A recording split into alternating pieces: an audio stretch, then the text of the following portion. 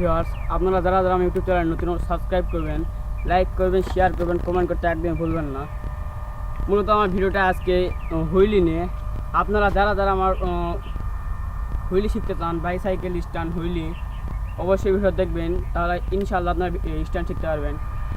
প্রথমত কয়েকটা স্টেপ আছে, স্টেপ মানলে অবশ্যই আপনারা হুইলি শিখবেন। চলুন করে স্টেপ দেখে।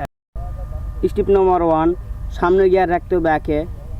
স্টেপ নম্বর 2, পিছনের গিয়ার রাখতে হবে 2-এ বা 1-এ, যে কোনো একটাতে রাখলে গিয়ার ওইরকম সামনের ট্যাকে পিছনের ট্যাকে গিয়ার রাখার পরে আপনারা পেডেলের পজিশন রাখবেন এইভাবে, এইভাবে রাখার পরে তাহলে উঠে যাবে। দেখুন, একবার দেখুন,